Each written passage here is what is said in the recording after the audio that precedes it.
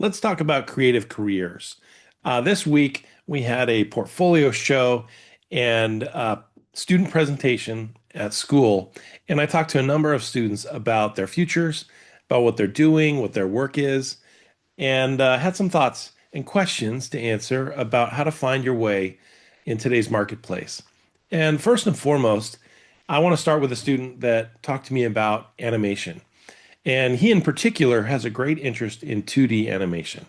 He wants to do traditional 2D style art and work in an old-fashioned, 2D style for his animated projects. And we're just kind of lamenting that really there aren't many opportunities left for that for him in his future. And so, what do you do with that ambition, that career choice that is fading? And I think it kind of goes into my philosophy about art and design in general.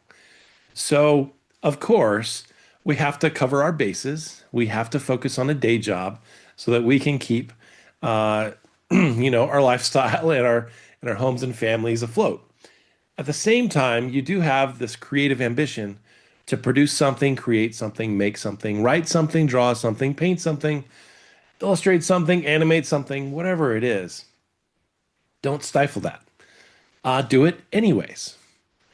Some of the best advice I've gotten in the past is, you want to do this, you want to do that, do it all. Why not? Give it a shot.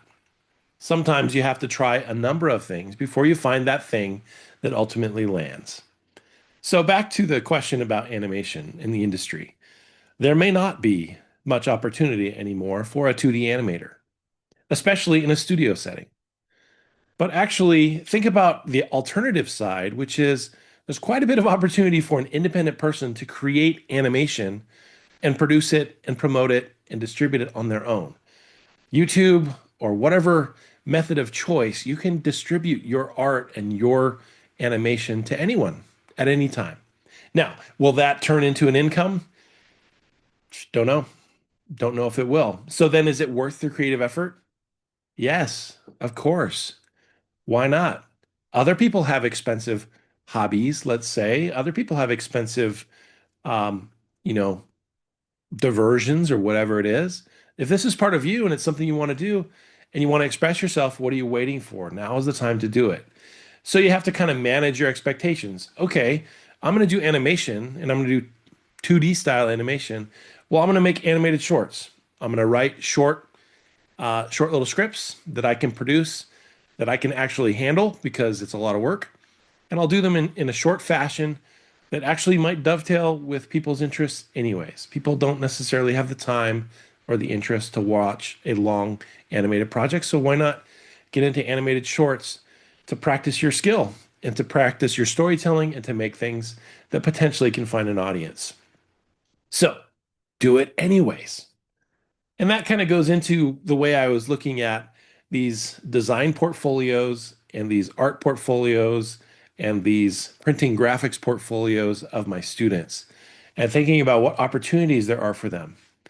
And so I think you should have kind of a three-tier approach. Look local, look regional, and then look nationwide or on the World Wide Web, right?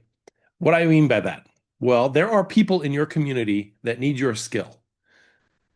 Don't believe what they're telling you about AI wiping out your job or whatever. No, whatever your skill is, your creative pursuit, whether it's graphic design, printing, web design, whatever it is that you have specialized in, there are people and businesses in your local community that need your help.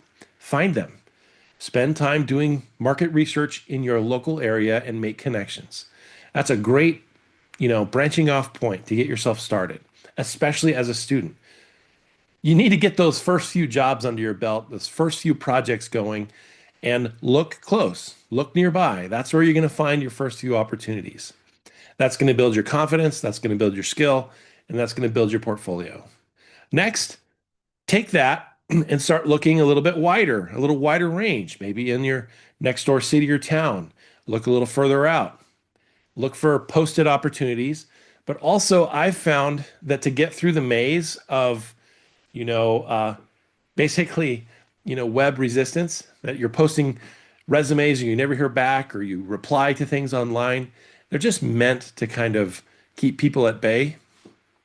I really do find that the best opportunities are found in person still. So make contact. Look for a business that you think is hiring or should be hiring and make a friendly personal contact somehow.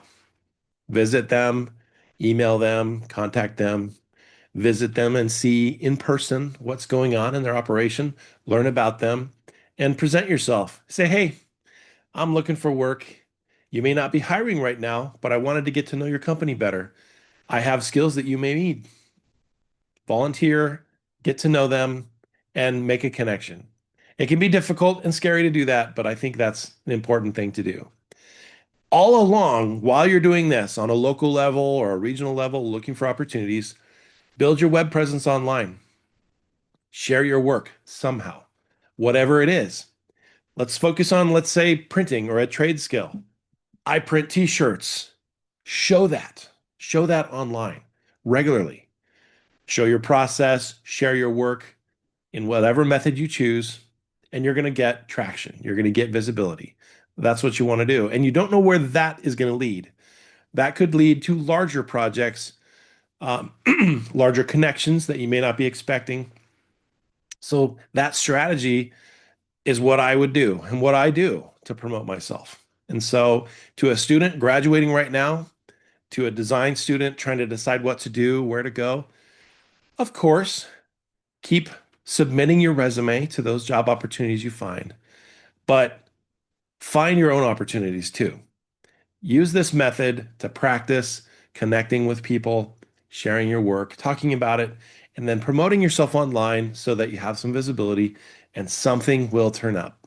I know it will. It'll work. Now, with that in mind, you may or may not get the exact opportunity you expected. Well, be open-minded to what comes your way and say, you know what? Is this a partnership that will work? Will this get me closer to my goal? Then yes, do it.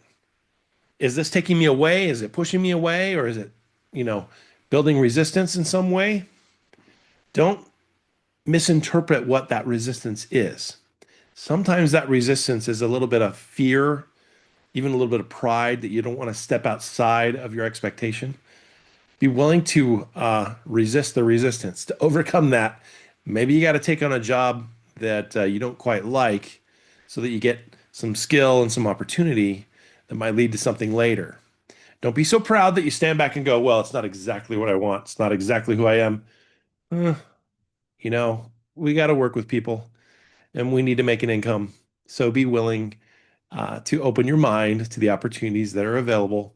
And if you do that enough, you'll build a reputation and things will start to happen. So that's my advice this week. See what you think. Maybe it'll work for you. Maybe it won't, but you got to do something. Can't just sit there. All right. Good luck.